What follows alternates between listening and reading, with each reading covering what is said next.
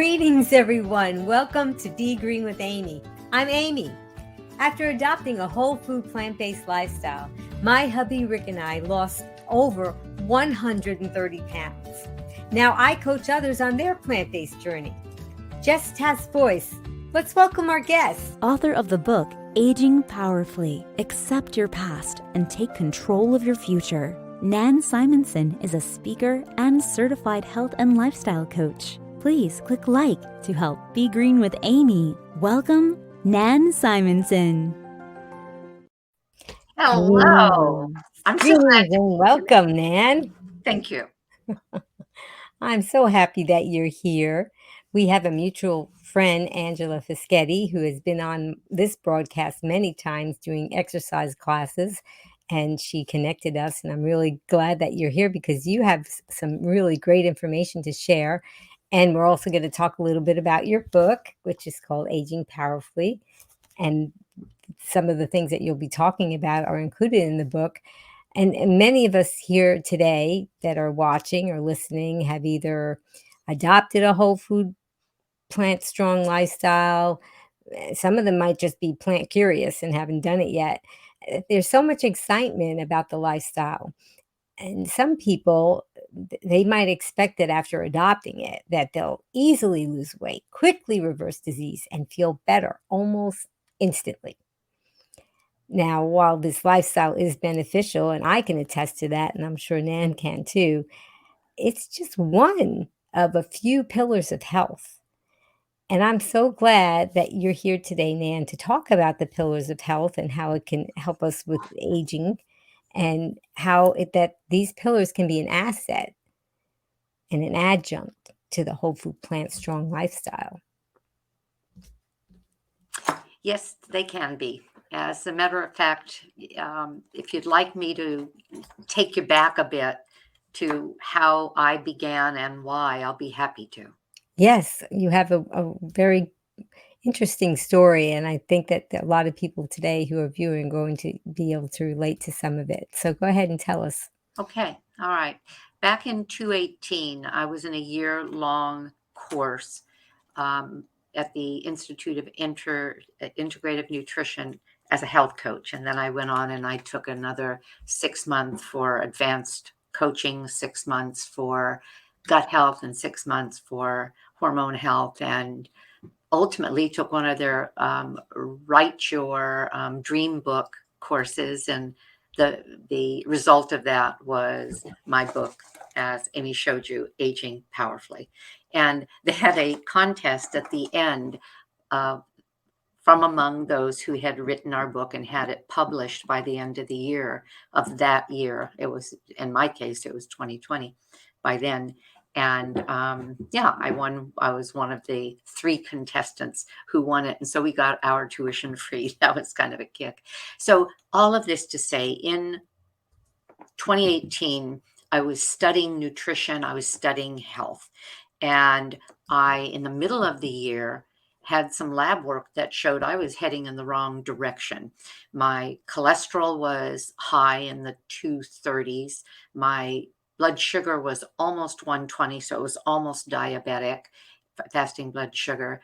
And doctors were, and I had high rheumatoid arthritis markers. So I was being referred to doctors, cardiologist, rheumatologist, and a endocrinologist, every one of them without any further conversation pulled out their prescription pad and said, here's some medicine you'll be taking for the rest of your life, and here's some procedures. They at one point even said, we're going to take out your gallbladder, it's kind of sludgy. I said no to every one of them because, again, I had been studying health and I believed what Hippocrates dictated, let food be thy medicine, medicine be your food.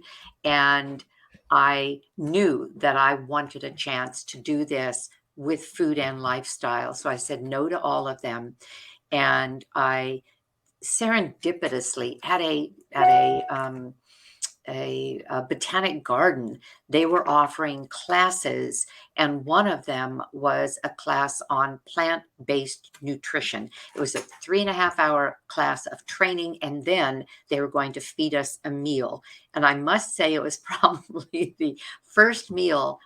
This has to be an exaggeration, but I think it's true. The first meal that I ever had with not any animal product at all. I mean, no egg, no butter, no cream, no cheese, no animal flesh. And I used to think that without those, the meal wasn't complete. And it was delicious. And the training had taught us that our body accepted these foods best. Now, I've got much more to say about that, but I'll just leave it at that. And that was in August of 2018. I began a whole food plant-based regime.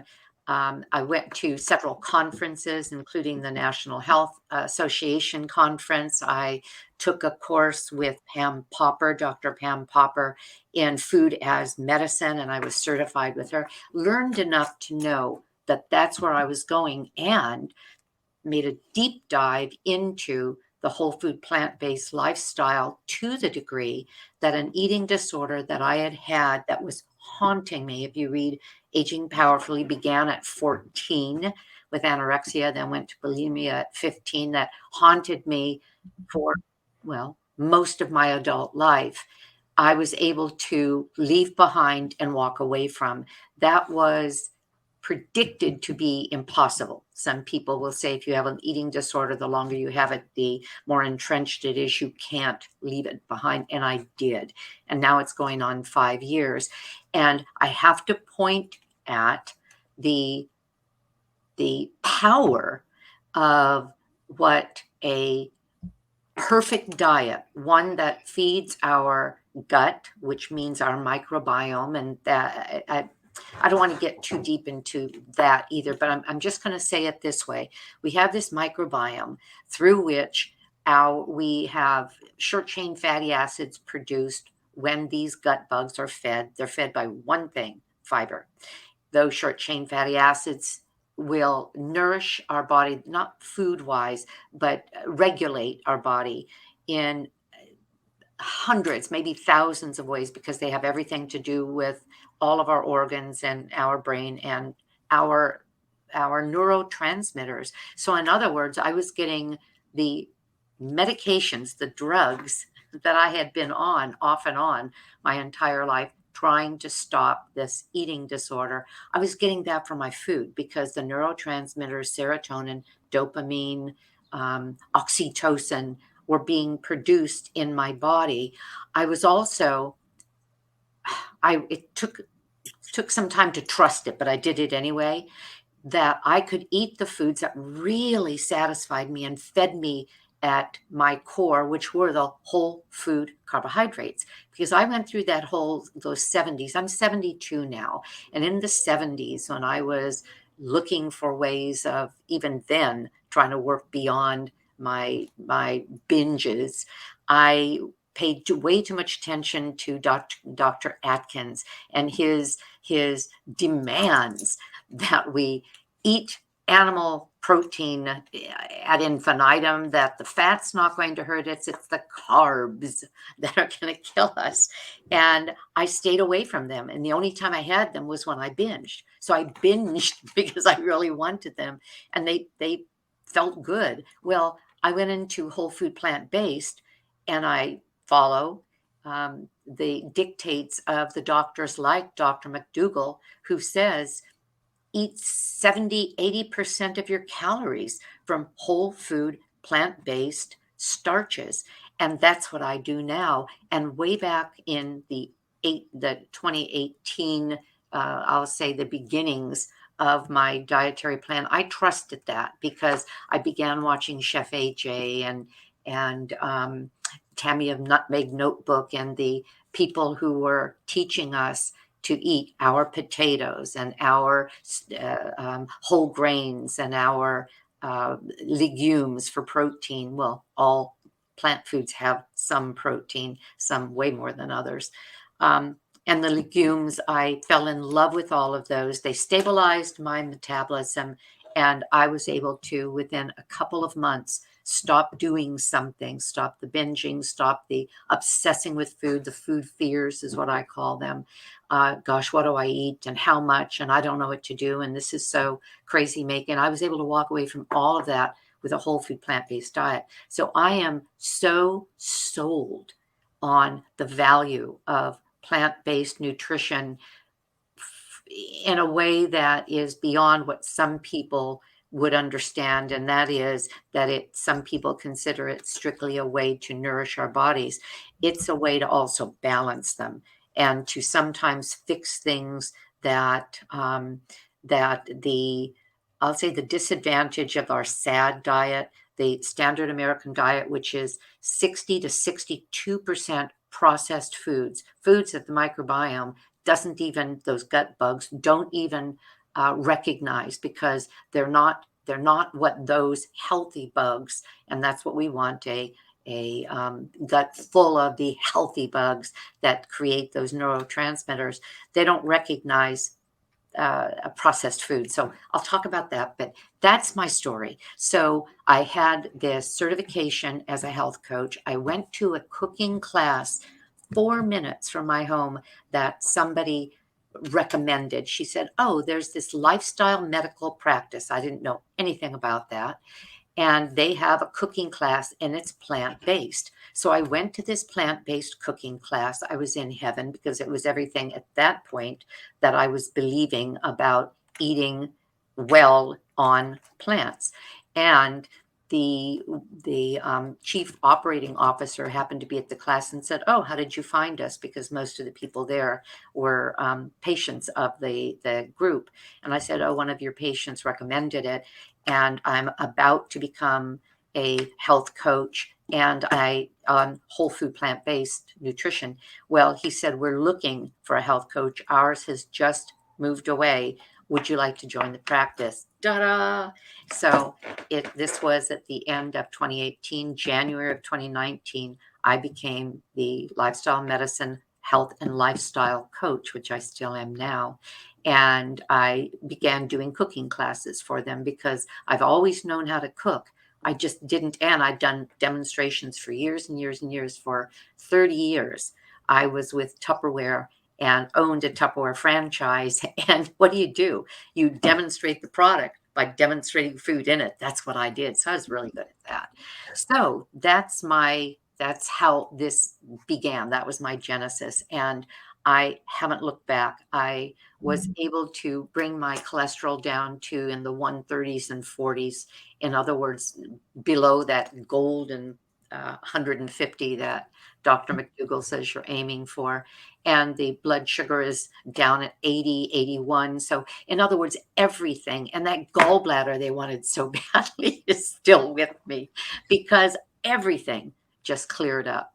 So at 72, I feel stronger and healthier and more settled than ever. And I've left behind a secret of a lifetime that made me feel shame, because I knew it. Nobody else did. They just thought I was sort of together. And I knew they were wrong. So that's bringing it up to this. When I decided to put what I learned at lifestyle medicine, because boy, was that eye-opening. The pillars of lifestyle medicine, and I'll outline them. The pillars of lifestyle medicine were established when the College of Lifestyle Medicine began certifying doctors as lifestyle medical practitioners. That's an actual certification program. And the doctor at this clinic, it's called Lifestyle Medical, that's the name of the clinic. The doctor who founded this clinic is a past president and one of the founders of the College of Lifestyle Medicine. In other words, it doesn't get any better than this. Everything was sort of fitting hand in glove. And so I've been working with one of the founders of the College of Lifestyle Medicine, and I've watched, is it dozens or hundreds, or I don't know if it's thousands, of patients walk in with what you would think is an intractable illness, turn their illnesses around using lifestyle as medicine, not medicine, not allopathic medicine. I'll take an allopathic doctor any day if I cut myself and need to be sewn up, or if I am in acute distress. But give me a lifestyle medicine doctor any day of the week, because their first questions are, as a matter of fact, every patient fills in a review of, are you eating well? Are you eating whole food, plant-based primarily, or are you eating vegetables, fruits, legumes, grains, seeds, nuts, etc.? Are you sleeping? How is your stress management? Are you moving on a regular basis? And do you have friends and connections in your life? They ask patients that, and they talk about lifestyle, because our body is a set of organs that respond to different things. Our adrenal system responds to stress and sleep or lack thereof. If the adrenal system is on overdrive and we're living on pumped out cortisol, we can't digest this fabulous food we're eating. So all of those things have to come into play. Well, I watched patient, and still do, I watched patient after patient become healthy, well above anything they expected, and into their later years. And so I'm sold on lifestyle as medicine, and therefore sold on these pillars of health. So I'll outline them. Amie, do you have any questions that anyone has popped up with in the meantime, based on whatever I've said or anything that's come to mind? Not yet. I don't have any questions coming up yet. Okay. But we do have our game of true or false. Do you think Well, what we should ask our first true or false question before you begin? yes, absolutely. Okay. All right. Well, then that's what we're going to do. It's time for True or False on Be Green with Amie Live. Answer true or false to Amie's questions in the comments below, and Amie will ask our guest for the expert answer. Okay. Green Warriors, type in true or false. What do you think? The why behind our actions can predict our health outcomes. Okay. True or false? Nan, what do you have to say about that? Okay. Even though it's not one of the prescribed pillars of health, and I'll tell you what those acknowledged pillars of health is, I always start with purpose. Purpose is our why. It's what Dan Buettner and the Blue Zones quoted the Japanese as calling ikigai. It's what they call in Costa Rica plan de vida, what you're starting your day with, your intentions. The why behind what we're doing and the decisions we make have a lot to do with whether or not we move forward with purpose, and therefore whether or not we accomplish our goals. So I always encourage patients, and I encourage people that I work with, to look at what it is they want. My feeling when I was about to turn 70, and I realized that there's no way around it. When you're 70, people think you're old. It's called old age. And I thought, this might be the beginning of the end. And then I thought, heck no, this isn't the beginning of the end. This could be the beginning of another 1, 2, or 3 decades of healthy life. I've seen that at the practice, and therefore created a purpose for myself. And that purpose was based on my belief in lifestyle as medicine, what I had seen at the practice, and my belief in whole food, plant-based diet and lifestyle. And to say to people, if you can adopt these things, you can go forward. So my mission will be to spend the next 1, 2, or 3 decades doing exactly what I'm doing right now, and that is talking about it and helping people understand how workable it is. And through my website and my YouTube channel, doing training and recipes every week, so that there is a place to go to learn. And what Amie has done is exactly this. And she has that very dramatic story of that, the difference even in the way she looked physically, which is such a draw for people who are struggling with, well, the bodies that the standard American diet tend to almost dictate, because we can't eat that way and maintain health. It just doesn't work because the food's way too addictive. So back to purpose. I ask people to think about what you want and why. Is it to see kids graduate? I just thought to myself, I really want to see my grandkids. I have a 8 and a 12-year-old grandson, and then there's 2 more coming on board with my husband's daughters, both of whom are expecting. Yeah, I know, isn't that fun? And I with the 8 and the 12, I want to see them married and have kids. Now, that could be 20 years from now. That would put me in my 90s. Fine, bring it on. See, that's purpose. Well, what do I have to do that? I better toe the line and do these things I love doing anyway, but do them with purpose. So we've got purpose. And if you go to the next or the beginning of what the College of Lifestyle Medicine outlines as our pillars of health, I think, Amie, you had another um, True or question. false? I do. Yes. Go ahead. Okay. Green warriors, get ready. So the next true or false is the easiest way to get plant-based protein is by eating beans and legumes. Hmm. Okay, true or false? And Nan's going to talk about what legumes are in case we have people that aren't familiar with that as she explains the answer. Okay, Okay. Nan. All right. Well, the first question anybody gets, I get, and my husband, I was married 40 years. My husband passed away. I talk about that in the book. And I then, a couple of years later, remarried. Now I've been married 11 years. And he was all in with a plant-based diet because his health wasn't looking very good. And so we're like born again health wise now, and we're not going to give that up. In any case, the first thing people say is, but where do you get your protein? Everybody asks that.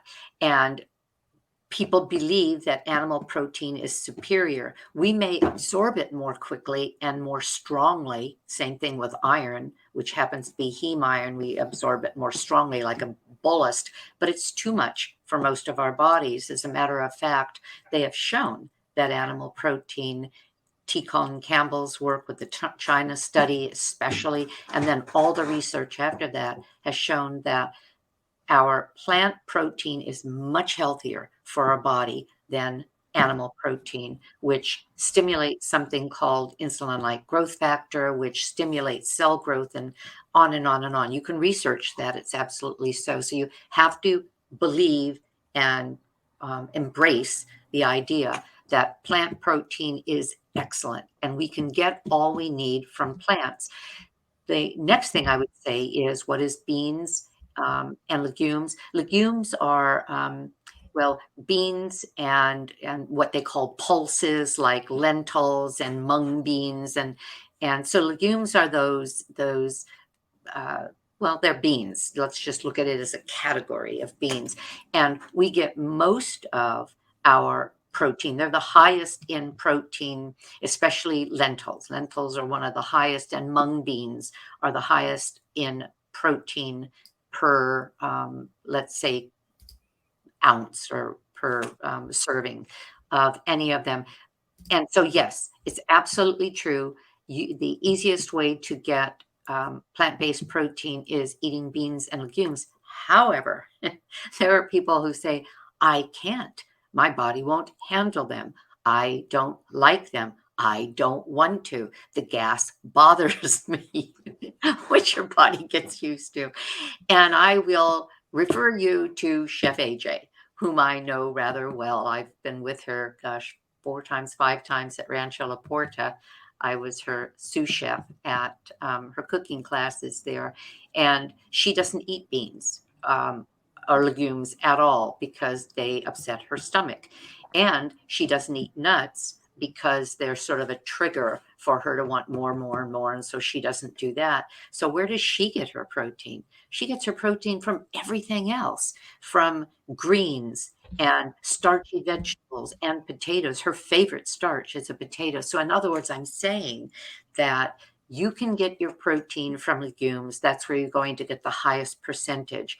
But one of the lowest percentage foods in terms of grams of protein per calories is potatoes. Potatoes have about a 10% protein per calorie as opposed to a legume, which is like 30 and sometimes 45%.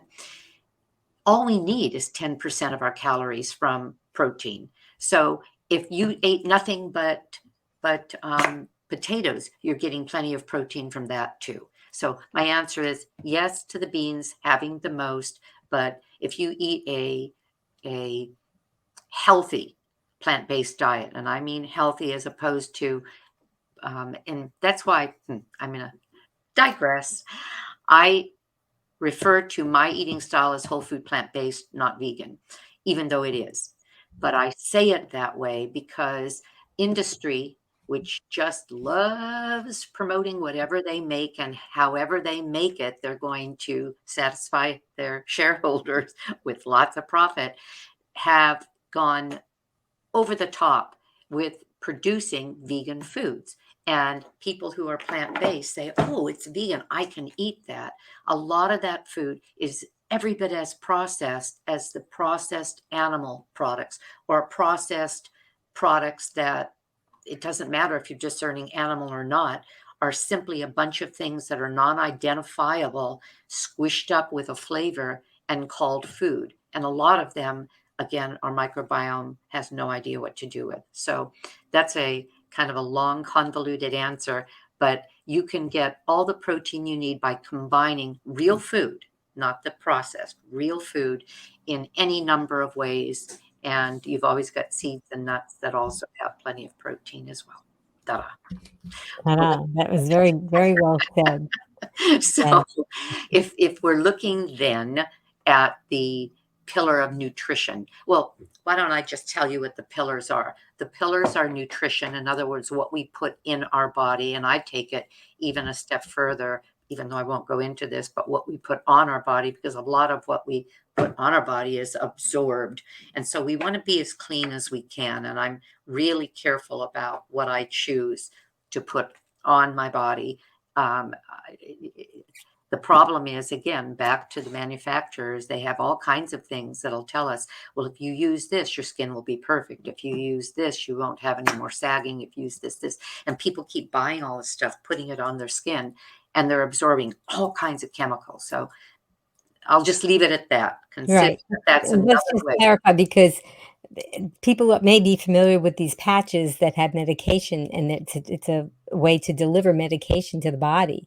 And doctors will prescribe patches with certain prescription medication that you just have to stick it on your skin like a Band-Aid, and Yeah. now the medication has been delivered to you without you ever even having to have it through a needle or by mouth.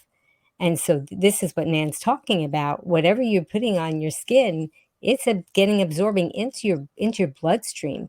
So yes, that's very, very important to talk about. Best Okay. example. That's a Yeah. great example. If it goes through it, if a patch can be transdermal, all this stuff we put on us that they tell us we have to have is absolutely transdermal. So getting back to the food, if we are choosing our food from whole food plant-based, preferably organic if you can, otherwise wash well and all of that.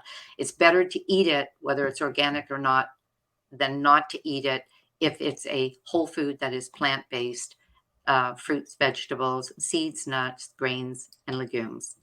Okay, so that's one of the pillars, your nutrition and what you put in, what you put on. Another is movement, the imperative that we move our body. I'll talk about that. Another is community, the integration in our life of others. And I'll talk about why that matters. And does it matter as much as the food we eat? Interestingly, yes. In a roundabout way, I think of food as, if you see my skin, what you're looking at is cells, and those cells are healthy or not healthy based on my food. But there's things that will interfere with that food going into my body, and therefore these things are imperatives, the community. And then finally, what we call resilience at lifestyle medicine, which is two things. It's the prioritizing of sleep and what sleep does for us, and it's the ability to modulate stress, because all of us are under stress from circumstances, but a lot of us are under stress because of just thought processes. We can look at a thing, it might be raining, and for some people it stresses them out because they're thinking certain things about rain, and somebody else is thinking, oh my gosh, God's cleaning the world, yay. Anyway, that's just a kind of a shallow example, but that's what I mean about how what we think can produce stress. So let's take it all the way back to the food then. What food is advised in the College of Lifestyle Medicine? Whole food, plant-based. And I can say plant forward and I can say plant preferred, meaning that if somebody here is ready to put your fingers in your ears and hum, yeah, no, no, no, no, because you don't want to hear that and you think there's no place for you there. What I say to people who aren't ready to make a change is simply start kind of crowding out some of that stuff, like the processed foods, like the fast foods. Fast foods are so, I'll say, beguiling. In other words, there's ads everywhere and showing all this delicious looking food, and all you have to do is drive by and drive through, and wow, you've got it in your hand, and wow, you can even eat it while you're driving and all of that. The thing is, those foods are so contrived, so poorly made. Do you know that the buns in most of the fast food restaurants, McDonald's, Burger King, Jack in the Box, have anywhere from 20 to 21 ingredients in them? Now, what does it take to make a bun? It takes some yeast and some flour and some water and some salt, maybe. That's it. 21, what are they? They're chemicals. And even that is going to mess with us. So, all of this to say, if you can make most of your food, if you can source your food and kind of crowd out those things that you can say, maybe I don't need this today. Maybe I'm not going to drive through, but I'm going to put together something that I just love. For example, if you were thinking, I don't even know, and I think there's a question like this, and I'll answer in advance. What would I use as a meal for transitioning? I'm new to this. What can I make? Think of what you love. If you love something like chilies, because chili is really popular around this time of the year for the 4th of July barbecues and things like that. I'm going to a party with a mixed crowd, dietary preference mixed crowd. And I go to this party every 4th of July, and it's a couple that we know that holds the party. I bring a huge pot of my baked beans. They're kind of sweet, kind of smoky, and they're fabulous. And as I say, I just wrote this somewhere. Oh, on the recipe, when I typed up the recipe, I have to take the portion I'm going to have at that party first. In other words, pile it on, because by the time I go back, my beans will be gone, and what's left are the ribs and the chicken and the stuff that I can't eat. So they're good. So do something like that. If you like any kind of if you like a burger in your hand, you just love that feeling of biting through onion and lettuce and tomato and crispy, crispy lettuce and pickle. Make a bean burger. What we're really tasting in a hamburger, besides all that fat dripping down your face, is we're just tasting all the seasonings. So make a bean burger, or make a sweet potato burger, or make a grain burger. There's a lot of really good recipes. I have some in my website. And do what you love with it. Use a tofu sour cream. Or a tofu mayonnaise. I have that in my website. And you just pile all that stuff up, and you just get to do what all those other people are doing, but you haven't hurt your gut. You haven't put in your body what it doesn't want and doesn't know what to do with. But more important, plants have polyphenols. Those are chemicals. They have polyphenols,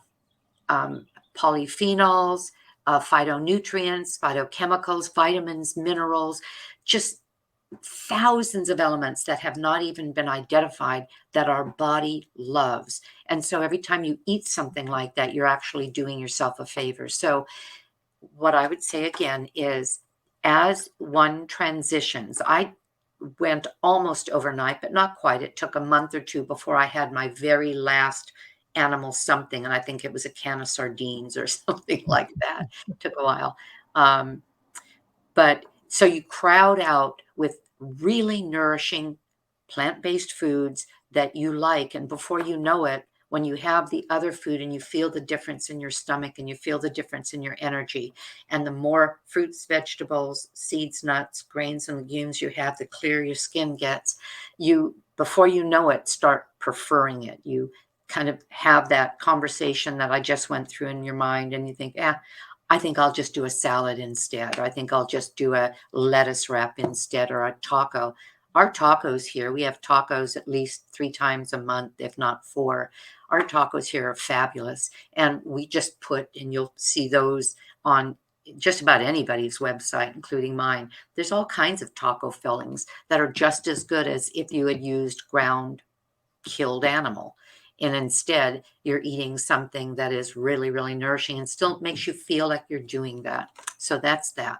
So, nourishment, whole food, plant based, movement. Our brain doesn't know we're alive unless our muscles are moving. Isn't that a dramatic statement? Because our muscles show the brain where we are in space and what it's supposed to be doing. And of course, stimulate our different organs. Movement is something that without moving our body just to stimulate the flow of fluids, the blood into our heart and the lymphatic um, system stimulated by muscle movement, because the lymph system doesn't have like a heart to pump it. It takes muscle movement. We cannot thrive. We can't move out toxins, but also the less we move, the less we're able to. Sarcopenia, which is that degrading of muscles, begins in our 40s, and every year we lose about 1% of muscle mass. At 70, if I hadn't been exercising, that's one thing I've always done. I really like to exercise. If I hadn't been exercising, I would have maybe even the same general shape, but the difference would be on a cross section, let's say, of a thigh. Instead of that thigh being full of muscle and therefore strong enough to get me up and down stairs or cycling or running. I did a half marathon last November. Instead of being able to do those things, that cross section of a thigh would be a lot fewer muscle strands and a lot more fat. In other words, very, very weak. So movement is imperative in that way. It's also really good for your brain. Doctors Dean and Aisha Sherzai, who wrote the Alzheimer's solution, they're vegan. Their entire family is vegan because of research and their understanding that this is very important to help reduce the incidence of Alzheimer's. They say the same thing. You've got to move, especially your thighs, because the thighs pump the most blood of any muscles in our body, and it pumps it up to the brain, and the brain needs to have the blood rushing through it to help clean out the dead cells, etc. So movement is essential. In my book, and in, because this is just a synopsis for you, and in, well, just about anything you research as it relates to movement, you'll get ideas of what to do. The general consensus is at least 150 minutes per week of purposeful movement, not just kind of meandering. People will say, oh, Nan, I walk to and from the kitchen or the backyard, or I walk around my backyard. Sometimes that's just meandering, and that doesn't get enough flow going. It's purposeful walking or purposeful movement, or gardening where you're pulling or pushing or you're stretching, things like that. But 150 minutes a week is, what is that, about 20, 30 minutes a day. And if you fall in love with movement, you can't help yourself. I get up without even thinking about it, get my workout clothes, and I head up a mountain, or I'm on my cycle, or I'm working with resistance weights, because I just love doing it. And then after dinner, every day, 30 minutes, around the block, well, several blocks, 30 minutes, because it just feels good. The Yeah, next, and if you can't do those things because you're not mobile and you haven't been point, maybe doing it for a while, it doesn't preclude you from adopting an exercise program. We talked about Angela Fischetti. She's been on the show quite a few times, and she even has done a few classes with us where she actually sat in a chair and did a workout. okay, So, as long as you can move yeah, your legs while you're sitting or your hands and arms while you're sitting, as long as you can move one or all of those things, that's making movement. And then from there, if you're able to, you can graduate to more exercises that are more challenging. So you have to start somewhere. So don't just because Nan ran a half marathon doesn't mean that's what you have to do. But if you want to, and your doctor says it's okay, that's wonderful. But everybody can do it, right, Nan? Everybody can do absolutely. something. You know, when I started running at 70. Our local historic Mission Inn was doing a run, and it was 5K, 10K, and I signed up for 10K. I'd never run down the block. I thought I couldn't. And I signed up, and then I thought, oh man, I've told people I'm going to. And so I did Now what? this run to 10K app. There's a run to 10K app or run to 5K. And that's what I did to do the two 10Ks and then to do the half marathon. But I'm so glad you said that, because there are people who won't even try because it is too hard for them to move. There's always something you can do to move your body, and it's so necessary. It's absolutely an imperative. So thank you. And now, did you have since I've already talked about it, maybe you had one of your questions that we can throw out there. About movement? Yeah, about Okay, movement. And sure. I may have already answered, and you'll But know it. that's okay. Somebody could be coming in late or somebody just wants to know that they're right, so that's Okay, okay. okay. All right, Green Warriors, true or false? Moving our bodies daily can make a difference in our physical and our mental health. True or false? Okay, Nan, go ahead, talk about that a little If more. you get this one wrong, you haven't heard a thing I've said. It's absolutely 100% true. Right. Okay. Yeah, So we've and it's a talked. big deal for our mental health too. I think that Oh, people don't realize how absolutely. important it is, and people say, "Well, I've tried exercising and they say you get endorphins, but I don't feel it." And maybe in the beginning you may not feel, at least you may not think you feel the endorphins, right? It Yeah. but over time as you do it, then you'll realize it. I remember, one day recently, I was because I do exercise every day, and so I do a warm up and exercise and then a cool down. So during the warm up, even because even a warm up is starting to get your heart pumping a little bit, and then I received a phone call from someone that I had been trying to connect with for such a long time. So I said, "Oh, ordinarily I'd let it go to voicemail. I'm going to answer this." And as I was speaking, I was feeling tingling on my skin. But now I wasn't experiencing that while I was doing the warm up, but when I abruptly stopped, I felt it and I said, "My goodness, am I feeling this all along and I'm not even aware of it?" So, yeah, it is just something that I hope everybody does incorporate, and even if it's just for 5 minutes at first and then graduating up to more time. Yeah. I remember the first time I ran, I did run up my block, and I thought I was going to run back. I couldn't even run back. That is how we start things, little teeny bits, but the more you do, the more you want to do. And that's Mhm. absolutely true. You just have to sort of trust it and start somewhere. And you're a testament that it is not never too late. No, no, it's not. Yeah, I was for my two 10Ks, I was in the top 2 in my class because most 70-year-old women in my area weren't running, and so it's easier to look really good in these things the older you get. Okay. Yeah, that's Yeah, fun. yeah, yeah.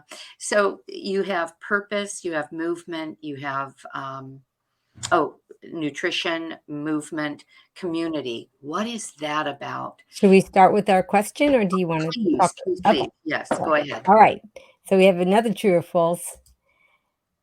True or false, having others in your life can bring you through illness that you may not otherwise survive.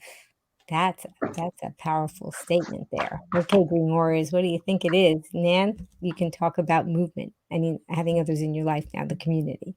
Okay. In my book, I have a chapter entitled Others. Well, actually, let me explain something. Powerfully is an acronym. All 10 letters of Powerfully is a lifestyle pillar, a lifestyle modality. The first five are the College of Lifestyle Medicine pillars: purpose, others, whole foods, exercise, and resilience, which is sleep and stress management, and then some others that I'm not going to go into. But all of these are meaningful. And under others, I quote from a book that I wrote about in my book, and that is Dr. Kelly Turner's book, Radical Remission. She studied 1,000 people, it was over 1,000 people, who were told that they were terminally ill with cancer. There's nothing more we can do. You're dying. And these people recovered, and they recovered to the degree that she could follow them 5 years later, 10 years later, and they did not succumb to cancer. And so she interviewed them, and it was all over the world. She interviewed them, came up with 9 commonalities that these people adopted in their lives to cure themselves. And one of them, of course, is whole food, plant-based. Another one is purpose, but another one is others. And she talked about something in her book, and I thought I would read this to you. What researchers have found through brain MRIs, blood tests, and saliva analysis is that receiving love and social support leads to significant increases in powerful healing hormones such as dopamine, oxytocin, serotonin, and endorphins. These hormones, in turn, boost the immune system by sending signals to decrease inflammation, increase blood and oxygen circulation, and increase the number of white cells, red cells, and helper T cells and natural killer cells. All of these changes help your body find and remove cancer cells. Isn't that a lot more than you would have expected from the value of others in our life? Our loneliness or isolation creates changes in our adrenals, in our adrenal system. The stress of loneliness and the depression that sometimes ensues, or our isolation, or our ruminating about being on our own and not being included, all of those change our adrenal system's response to life. I mentioned this earlier.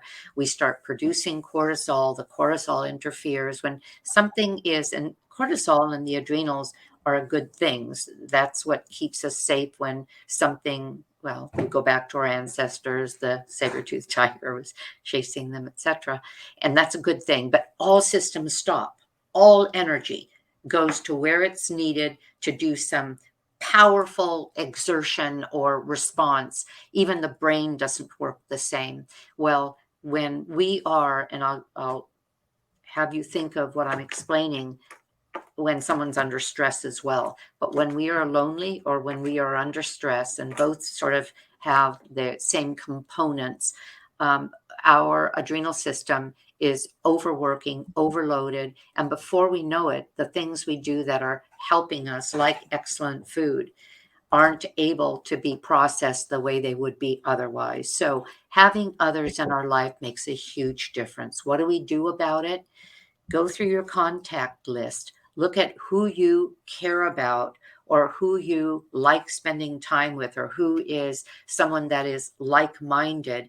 Make a check by their name and just tell yourself, we're going to get back together.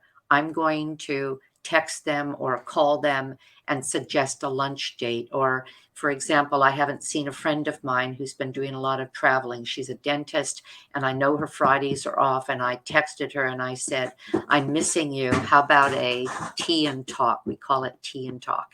And she comes over, and I put out tea and some of my whole food plant-based sweets, and we talk. We haven't done one though for a month and a half. And so she's coming over on Friday, and another friend I haven't seen in a while will have lunch with me that afternoon. I had to instigate those things. We're both glad it's happening, but we have to instigate some things that otherwise might not happen. Maybe have a light dinner and invite several people so that you can have an excuse to have a small party. Um, if you have children and they're on the ballpark, go there and connect with the other moms. There's so many things we can do to connect with other people.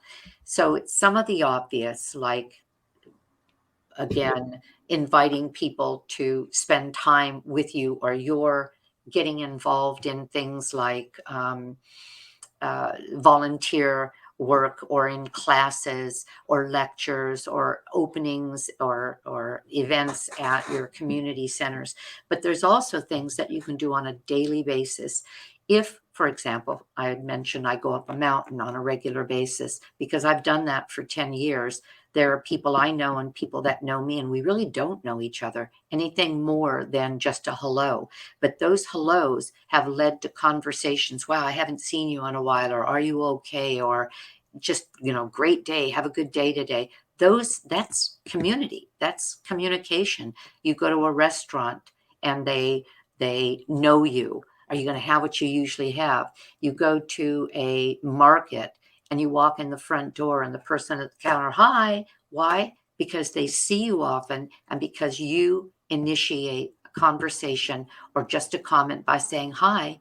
Even if they're not looking at when you walk in, hi, they look up, they look at you, and the next time you're there, they're a connection, and everybody benefits from it. So that's important. That's part of what makes us healthy. And the absence of that can make us very unhappy. And isolation is the worst thing of all. And then sleep, prioritizing sleep. Okay, well, we're gonna have a true or false about that, Yes, but please. Jesse T wanted to talk about that if you are whole food plant-based, or Yes. if you're just curious about it, that throughout the world, that there are potluck dinners happening, and there are meetups. They have Plant Pure Communities has something called pods, and I have some, different blogs that I wrote about it, and I'll put them in the show notes so that you can click on them and find how to find maybe if there is a group in your area that is doing this, and you can have community that way. Because oftentimes when people have adopted this lifestyle, it is a big part of their community food, and a big part of their friendships are meeting at restaurants and so forth. And if they can connect with a group that is already established in doing this, then that can be a really positive thing for them. And I'm glad that Jesse T brought that up. Thank you. Okay, so we're going to have our final true or false, and we're going to Okay. talk about the final pillar, which is sleep and Green Warriors. Sleep and stress management are as important as the food we eat. Well, here we are talking about how important food is. Is it really as important? Type in your answers. And Nan, what do you have to say about it? Well, I think I let the cat out of the bag earlier when I described the importance of managing our sleep and our stress, because if we don't, that food we eat won't be digested properly. We won't be able to assimilate the the important elements of our meal because we won't be digesting them well. So yes, it is as important as the food we eat. If people don't sleep, and 7 to 8 hours is the recommendation, if they try to get along on 6 hours and do it long enough, their brain is affected by that. Their nervous system is affected by that. Now, there's some outliers. There are very, very, very few outliers that can sleep a little bit and not be affected by it. But most of us, if we're not sleeping well, it has the effect of actually changing our attitude, our thought processes, our anxiety, and our health, because sleep is essential. One of the best ways to sort of set your circadian rhythm, and sleep is based on a circadian rhythm that affects just about everything on the planet, every mammal on the planet, most living things. And the circadian rhythms are usually set by light. First thing in the morning, if you get out and you get light in your face, even if you're in a cloudy northern climate where you don't really see much light, there's still those protons in the air from the light that your iris will pick up. When you're out first thing in the morning and you can pick up some light, it sets your circadian rhythm because the pineal gland says, light, and it sets a 12 to 13 hour clock to then start producing melatonin, and you start this wonderful cycle that way. That's one way that can help us get ourselves into a cycle, a healthy cycle of sleep. Some scientists say the best time to sleep is 10, because between 10, well, it could be earlier, but between 10 and 12, our brains tend to do something called a slow wave sleep. And there's value in that. And then we have our faster wave sleep, and we go into our REM sleep. But all of those kind of pulse throughout the night. But sleep is essential, and you have to prioritize it. Some people go to sleep when they finish their last show, and it could be some willy-nilly time. One night it's 9, the next night it's 12. Maybe they got carried away and stayed out until 1 or 2, and they think it doesn't matter. Our body doesn't like that, and our brain doesn't like it even more. So consider that. I mean, these things do happen, and you are going with the flow of life, because that's enjoyable too. But be aware that sleeping is something that we can control with something called sleep hygiene. And sleep hygiene includes not eating 2 to 3 hours before we go to bed. It includes keeping the lights low throughout the house so that our melatonin will start to come up.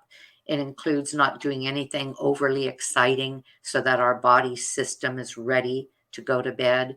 It includes a darker room and a cooler room. Our body wants to drop 1 to 2 degrees in order to get a good night's sleep. And so all of those are part of good sleep hygiene and allow us to lay down, go to sleep, sleep well, wake up refreshed, and do it again. And there's lots on sleep that you can research. And then stress management is all about, and I mentioned it earlier, not just what's coming at us, but what we think about what's coming at us. We can, Abe Lincoln said, a man is just about as happy as he makes up his mind to be. Whenever I get in a snit about something, I don't know about you, but I get in snits. Do you get in snits? Something, something just hits you wrong and you're in a snit for a while. I will catch myself because I know and I believe that our body responds at a cellular level to what's going on in our thoughts.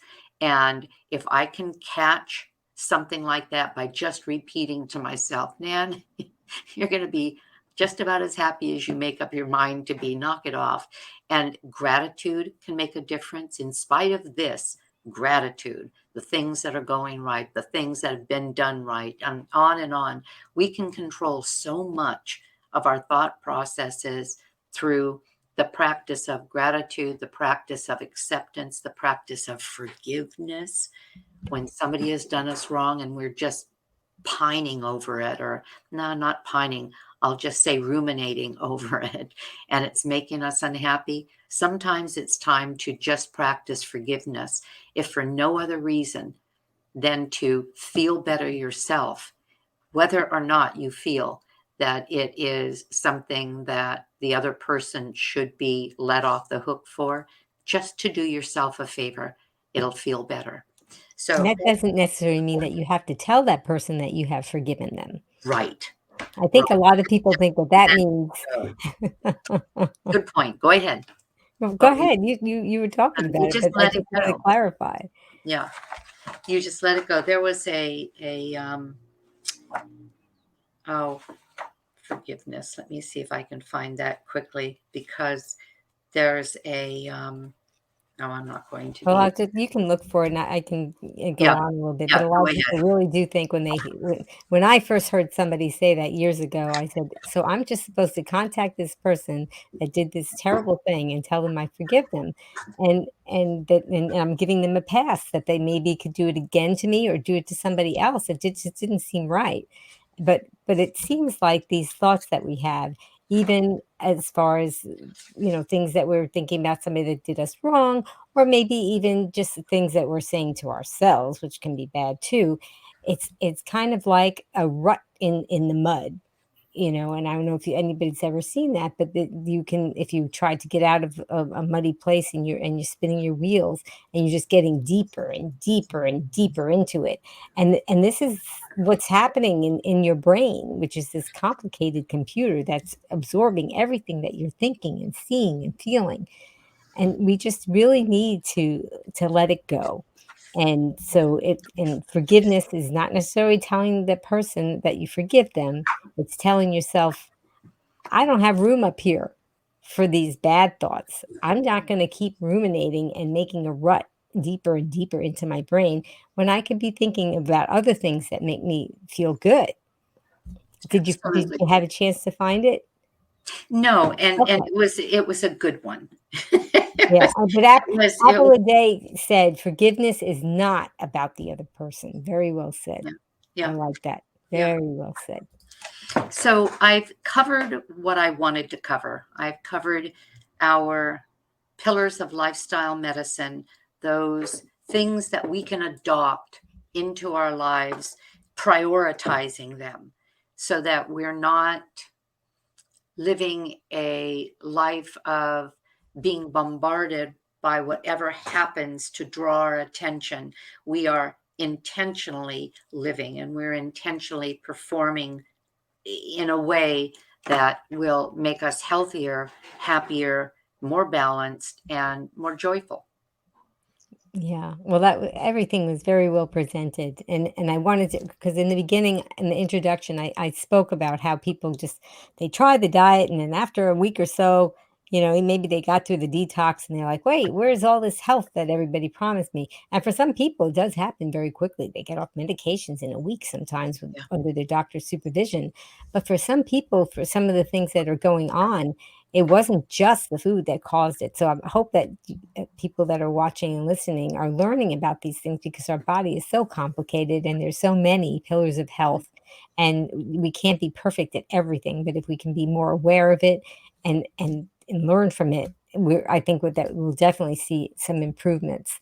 I wanted to bring up something because you were talking about community, and Elizabeth and I said initiating contact with others is a challenge for introverts like me, not always comfortable in social settings. So, and I wanted you can talk some more about that if you want. But Mona said, same here, but I joined two groups on a whole food plant-based pod, and the other not have made friends in both, but best decision I ever made. And I gave a link in the comments to the blog that I wrote about how to find plant-based neighbors near you. So I don't know if you wanted to talk about that. The response that was given was spot on, that we can, without necessarily going out, and we've shown ourselves that our social media can serve us well. Sometimes it can fool us into thinking the rest of the world has what we don't have, including fun and games and happiness all the time. That's called gaslighting. But by the same token, I run a support group at the office, and it's every Tuesday. I've done this now for going on 5 years. And many of the people say this is something I look forward to every week. This is where I find community. Well, I decided to, independent of the of lifestyle medicine, offer something. And this is my second series. The first one was called Brain and Body Connection. And this one, it's a 12-week series, and it's called Power Points, Points of Interest Regarding Lifestyle as Medicine. And And before you continue, I just want to let everybody know that in the show notes, I have links to what you're talking about so that they don't have to worry about scribbling it down or whatever, and they good. can hear what you have to say. Go ahead. And so you're in your Invited. Everyone is invited. What I do is I do a 15 to 20-minute presentation to begin, and I record that, and that goes on to my YouTube channel and my Facebook. But there's a group there that has gathered, and now I have people that are from the first group that are still on, and now new people coming on. And yesterday I did this. I do it on live. I do it on Tuesday at 1:30 Pacific time. I live just, oh gosh, 45, 50 minutes east of Los Angeles. So I'm in Southern California. So I'm Pacific time. But it's 1:30 my time, 3:30, I'm 4:30 rather, East Coast time. Is that true? Yeah. And so it's 20 minutes of actual training, and that will be posted on my YouTube or Facebook. But then we have, well, as we did yesterday, about 45 minutes of conversation, because I'm doing it on Zoom, and we get it back on a gallery view, and people ask questions, they share, they tell their stories, and they form a connection. Things like that, and this is what your second respondee said, things like that, joining groups like that can give you something to look forward to. I know that several of the people mentioned, oh, I look forward to this group yesterday. And I thought that was really nice. And when this it's PowerPoints, and I'm doing it through the summer. So we end the week that fall begins. We end on the 19th of September, but I'll do it every Tuesday, and people can catch the training later, but they can be here now when I'm doing it live on Zoom. But there are a lot of things like that. So I understand being an introvert, not wanting to feel like you're front row center. There are some people that join these support groups and sit back without even having their camera on. You know, I love to look at people. It's like, oh, please let me see who you are. But I let people do whatever they want. Sometimes it's just a name. We've had people that haven't said a word, and I just have to believe that that's just where they are at that time, but they wouldn't be there if it wasn't something that allowed them to feel a connection. So there. Yeah, so So you don't, consider yeah, joining me on you can Power. be there, and then when if you feel like talking, you can, and if not, you can still be watching, and you can do the pods that I was talking about, and there's just and here we have people having conversations with each other, so there's lots of ways to have community. I really wanted to thank you, Nan, so much for explaining how including the pillars of health can help us, well, be healthy, but also age fabulously. And if you can tell us, you told us about this class that you're doing. Can you tell us about how we can find you?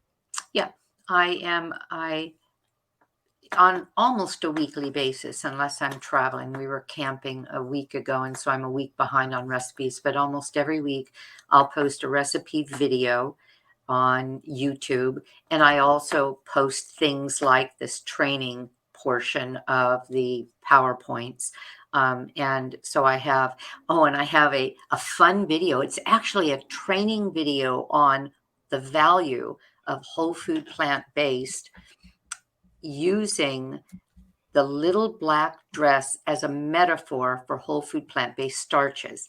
In other words, I was thinking, if everybody realized how easy it is to be whole food plant-based, eating all the beautiful, delicious starches you want, maybe it would get more people to say yes.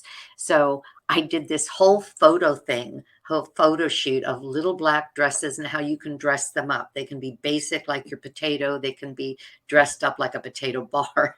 And I did a fashion show, and that's on my YouTube channel.